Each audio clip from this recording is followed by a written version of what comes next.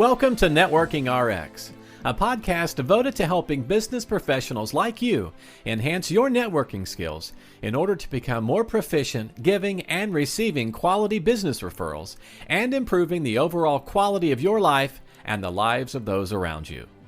The Networking RX podcast is a production of AmSpirit Business Connections, an organization whose mission is to empower business success through networking. Welcome back for another episode. This is Frank Hagan, founder and president of AmSpirit Business Connections. Thanks to those who are tuned in and who have subscribed in the past. Today is another guest day. I've got a wonderful guest on, as those who tune in from time to time. Sometimes it's me talking about aspects of professional relationships, business networking. Other times I will have guests on, wonderful people who can tell us how networking works, how relationships work, and others can tell us why they work, get into the science of it. Today, I have on with me Diane Helbig. Diane is a business advisor, sales trainer, social media trainer. She's a speaker, she's an author, and that's what we're really going to center on. She's got a new book coming out, and she has a radio show along with facilitating workshops. Diane, welcome to the program. Thanks for having me, Frank. Succeed Without Selling. Yeah. The name of your new book, right? Yeah. Is that even possible? I get asked that question a lot. People think that can't quite be. And actually, yes, if you think about selling the way I think about selling. So I don't think you can sell anything to anybody. I think people buy from people they trust. And that the more we think about selling, the less we actually sell. And that's even the subtitle of the book, because we have this concept about sales that is broken, in my opinion, and we have to stop it. We just have to get sales out of our head. We need to remove it surgically if necessary and just say, I'm not even going to think about selling. I'm going to think about being curious, discovering, relationship building, being of value, that kind of thing. Well, my question is, in one of your chapters is the ABCs of selling have changed. Oh, yeah. I would imagine the ABCs is always be closing mindset, right? Right. But here's my question. I'm not the devil's advocate, because I am totally in agreement with you. I know. Did the always be closing mindset really ever work? I wonder if I don't know. So I think it might have worked for maybe a really small percentage of the salesperson or the salesman population, because back then that's pretty much what it was. And I think it worked because we didn't have the internet. So the consumer wasn't educated at all. Okay. They relied on the salesperson to tell them things. So as long as the salesperson was sharing information, and I mean, that was, so thinking about always be closing really was, I think what they meant was you always have to be thinking about how you're communicating in a way that's going to get the other person to buy. The problem is, I mean, there's so many problems with it, is the 99% of the population can't do it because it's awkward, it's uncomfortable, and we don't want to. It's slimy feeling. None of us want to feel that way. I was going to use the word offensive. When somebody hits me, it's offensive. It's offensive, and it implies that everyone you talk to is a potential client. If you're always be closing, means that you're always in sales brain. You are everywhere you go, and they will tell you that. When you're in line at the grocery store, when you're at the gas station, when you're in an event. No, we don't like being sold to. So why would we do that to other people? So yeah, I'm not convinced it worked, but if it did, it worked for a really small percentage of the population. Well, what amazes me, Diane, is that there are still people out there who do it. I mean, I've been to franchise trade shows, where you're trying to walk down the aisle and people are standing in your way, and I know what they're up to. It's the hard sell, and I think that's more of an extreme, but still, it's like, oh my gosh, really? Yeah, right. I'm not buying this vending machine or whatever. I'm not going to buy a $20,000 franchise because you think I need it. Right. Right. Exactly. Right. It's if I can be convincing and I can be persuasive enough and I can be eloquent enough, you're going to see that you really need this thing that I sell. And that's just garbage. It's insane. And as you said, it's offensive. So what we do is we recoil. The consumer recoils. Yeah. So see, the salesperson isn't even getting what they are going after by behaving that way. Right. So that's why I say you succeed without selling. If you're selling, you're just like in the worst mindset possible. And all you're doing is removing opportunities to provide value and get paid. Yeah. No, I agree. I don't think it works. I think a lot of people walk into sales positions and they have a manager who probably never sold, but hung out long enough to get that management position, and tells them not what works, but what because they don't know what works. They weren't the success, but just kind of the rhetoric. Yeah. Right. Is what you do. Right. Right. Which is uncomfortable for people, so they don't do it. And for those sales managers who were really good salespeople, I think odds are the one thing they were really good at selling was themselves to get a job. Yeah. Right? And we all know them. They're really persuasive. They're really good at saying, this is what I can do for you. And company owners buy that because they want it so badly. That is a circumstance where that works. But just because, let's say the system worked beautifully for Joe. Okay, that doesn't mean it's going to work for Mary or Steve or anybody else. People have to, we have to be authentically us, because sales is about trust. And especially in this day and age where we have the internet and the consumer is so well educated. Yeah. Yeah. I remember when I was finishing up working for a big firm, and I was, arguably I was lost. I didn't know what I wanted to do next. And I spent several weekends getting an insurance license, life insurance, went through a program. And part of their program at the end, when you passed, you went through their sales training, and they would, come on in, they had the phone banks or the cubicles, come on in, bring your Rolodex of contacts. And that was it for me. I did very well on the insurance part of it. I understood insurance. I felt I could have done a great job with helping people with life insurance. Yeah.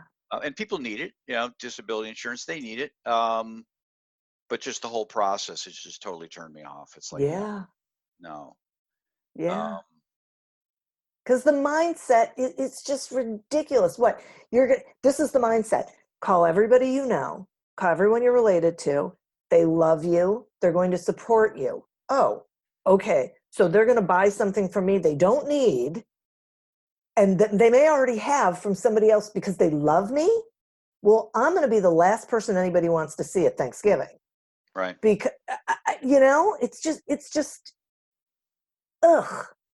So, I'm on a mission to get people to knock it off because it just doesn't work. No. And we all know it, because when we network, that guy who walks up and starts just pitching and selling, we all want to get away from him as quickly as possible. So we all know this does not work. No, totally.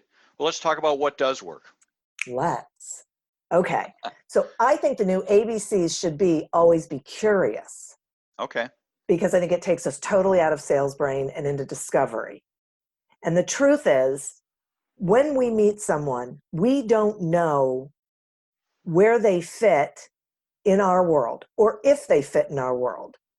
So always be closing implies they fit as a client. Always be curious implies I'm on an adventure, I'm on a journey. I have no idea who I'm going to be adding into my tribe along the way, adding into my community. And some of them are going to be clients, and some of them are going to be resources, and some of them are going to be friends, and some are going to be sounding boards, and some are going to be people I don't want to on my island. Mm-hmm. So the only way I'm going to find that out is by being curious and open, not having an agenda, not having a sales agenda, not assuming the person I'm talking to needs what I have to sell if I'm eloquent enough to get the point across to them. I just have to be of value. I have to care about other people, and I have to be genuinely interested in learning about them so that I can help them regardless of whether it's with what I bring to the table, and understand that it takes time. The people buy from people they trust. And in order to trust someone, they have to get to know them, who they really are, right? Their authentic self. So we just, it doesn't mean that we can't cold call, so to speak, but the more relationships we build and the more trustworthy we are, the more opportunities we have to get connected to the people who we want to be having a conversation with that is exploratory. And we should only ever be seeking the conversation, not the sale. Right. Well, I mean, in reality, I cold call, but I don't cold call for a sale. I cold call for connections and to build a relationship. Right. And it's right. And people they're so conditioned that a stranger calling them, you can just sense their guard is up. And sometimes you don't get beyond that, but sometimes you can create some great relationships. Yeah. So let's talk about, you mentioned adding value. And I think that's where people get tripped up, because when they think about adding value, all they can think about is what it is they sell and how that solves a problem. And I think it's bigger than that. And I assume you think it's bigger than that. I do. Yeah. You talk a little bit about that? Sure, I would love to. So this is one of the reasons why I say we have to be in curious mode instead of sales mode. When we enter a conversation in sales mode, that's exactly what we're doing. We're saying, okay, I have to listen in regards to what I sell. Like, I'm looking for a connection. I'm looking for a door. My vote is don't. You could even assume to yourself that the person you're talking to doesn't need what you have to sell, so that you can just be open to the conversation and realize part of the reason why we relationship build is so that we have resources that we trust and that we have curated, so to speak, so that when we're talking to someone and they express a need that they have, we can connect them to that resource, which only increases our value to the people who are in our sphere. And it makes people want to be around us, because what we're projecting is, listen, I know I'll get fed. I'm confident that I'm good at what I do. And I'm confident that I'm going to work with the people I should be working with. And in the meantime, I just want to be helpful. I just want to get to know people. I don't want to be a shark and everybody is dinner. It's not fun for me. It's not fun for you. And I don't want to be the person you're avoiding. So that's one way of adding value, but you have to be open to really just listening for listening's sake. The other way of adding value is realizing you know things that most other people don't know about your business. So providing information for free with nothing attached to it adds value, because it gives people an opportunity to learn who you are and learn what you know in a safe, non-threatening, non-salesy, you're not pitching to them. They get to know you in their own safe space, so that when they need what you have, because a lot of sales is about timing, you're the one who they're most likely going to go to, because you've shown that you are there for them, that you're in their corner. Does that make sense? Yeah. Oh, yeah. Yeah. So what I tell people is 98% of the people I encounter are not a prospect for me. Yeah. You're not a prospect for me. I don't mean that in a bad way. No. Just not, Right. But 98% of the people I can help somehow or another. There's 2% out there that they're whatever. They're beyond help, or I just don't have the resources to help them. Right. But 98% of the people I can refer on to somebody else that they can help selling what they sell. Or I have somebody that can help them through some other means, information, opportunity, whatever. And when I had that epiphany, it was freeing, because I could walk into any event. I can walk into any event and I call it wearing the cloak of invincibility. Nobody wants to take down, well, that's not a good way to say it. Nobody doesn't want me there because I'm just there to help. Right. I'm just there. Yes. Right. Yeah. That's exactly it. And you, I would imagine that you enjoy yourself at those events, that you meet interesting people, that you learn a lot about people, and that, as you said, people enjoy you being there, right? They enjoy your presence there. That they're not avoiding you and pretending like they're talking to somebody else because they see you coming, because you know you're not in their face. You're not always trying to sell them something. That is so attractive to people. That is exactly my point. That when we are thinking about selling, we don't sell. When we are just being, when we are present, when we are interested and curious in other people, and just being ourselves, you know, this is when we build those really valuable, meaningful relationships that go wherever they're supposed to go in our business. Yeah. No, I mean, it's easier. Yeah, it's a hard thing to try and convey to people. It's a leap of faith. It really is. Yeah. It really is. What you're basically asking somebody is, don't make a sale this week so that you can make 3 a month from now. Yeah. But yeah. But a bird in the hand. I get it. I understand, you know. Except that it really isn't, right? No, so, you're right. So that's also like part of the book is, listen, when you get, I'll call them bad clients, right? There's a whole understanding who your ideal client is, who's okay, and then who's terrible. What happens is we think it's a bird in the hand. We think any revenue is good enough revenue. And the truth is, no, it isn't, because it takes all of our energy, takes us away from getting good clients, takes the fun and enjoyment out of what we do. And we probably are making very little profit, if any, on that revenue. So there's revenue and there's profit, and we have to be paying attention to that. Yeah. Because, you know, revenue for revenue's sake, I think is dangerous for this. It's more dangerous than walking past it. Well, the reality is that when you try to think of a good analogy. Well, here's an analogy. When I practiced law, I had to work really hard to get a client and serve them. And when I served them, I gave them a check and I was paid and it was done. And I may never see them again. If I did a good job, I would never see them again. Yeah. Financial advisor has a relationship, does work, and gets paid year after year after year on their efforts. And that's the difference, right?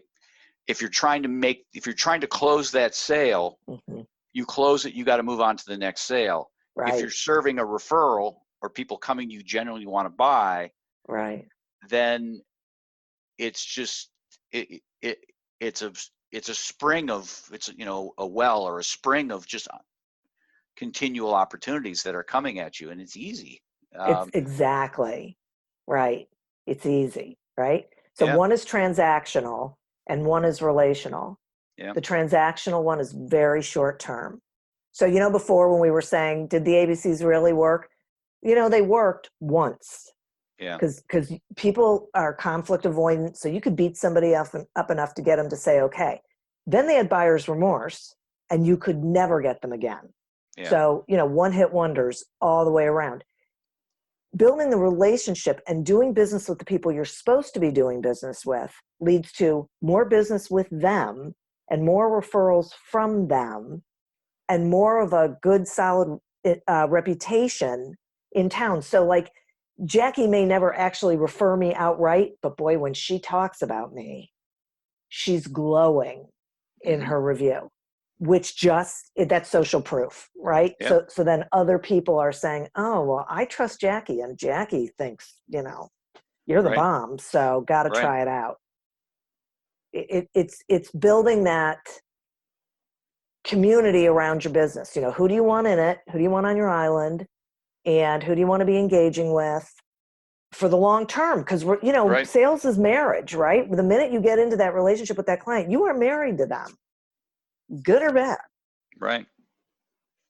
So you say marketing isn't selling. Yeah, right. So true.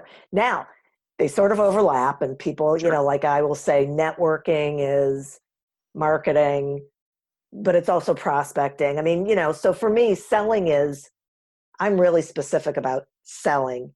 That the sales activity, I will call it right now, is when you are in that meeting with your prospect and you are not talking to them, you are doing discovery.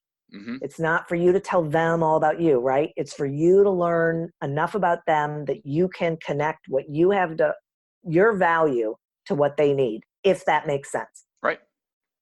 Marketing is about awareness. It's about exposure.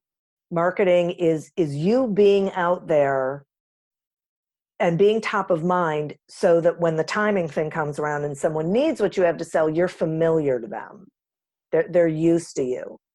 Marketing isn't going to bring butts and seats. It's not going to bring in sales. Your phone isn't necessarily going to ring unless someone has an urgent need and they just happen to get your marketing piece, and worlds collide. But a lot of people think they can just market and they're going to get business, and it's just really not necessarily the case. You have to be relationship building on your own. Succeed Without Selling. When's it out? How do we get it? So it is currently available for pre-order on Amazon.com. The ebook is May 26th. I just found out yesterday. And the actual book in bookstores and whatever is December 1st of 2020. Okay. So Yeah. When can you start to pre-order? You're not really So sure. people can start to pre-order now on Amazon. Okay. It is Okay. available for pre-order Okay. now on Amazon. Yep. Okay. And will be until, it goes live. Is the ebook through your website then? No, actually, that'll be on Amazon. We're going to do the ebook through Amazon. So Okay. that'll be ahead of the paperback. Okay. Well, I know this. People don't like to be sold; they like to buy. So I'm sure they'll enjoy going out and getting your book. But I do know that you don't make much money selling books. True. So what else do you do? How can the audience help you? How can they get a hold of you? That would be helpful for us. Well, thanks, Frank. So what I do is business advising and training, advising mainly for small business owners, helping them strategize in a better way. And I offer to everybody a complimentary 30-minute phone consultation, no obligation attached. They can bring whatever business issue they want to the table, and we will address it. And I will try and help them in that 30 minutes. It gives them hopefully a way to go, but also gives them an idea of what that advising is all about, and we can get to know each other a little bit. So they can go to my website, seizthisday.co, and sign up for that, schedule a phone consultation, and we'll talk about their business and see what makes sense for them. Just adding value. Yeah. Just adding value. That's right. Diane, thanks for your time. Oh, thank you, Frank. This was great. Thanks for joining us on the Networking RX podcast. Please put what you've learned into action today and let us know if you have questions, comments, or ideas for future topics. You can email them to us at podcast@amspirit.com. That's AmSpirit.com. Finally, so you never miss an episode, be sure to subscribe to the Networking RX podcast through iTunes, Overcast, or however you receive your podcasts. Now get out and network with someone. The Networking RX podcast is the copyright production of AmSpirit Business Connection. All rights reserved.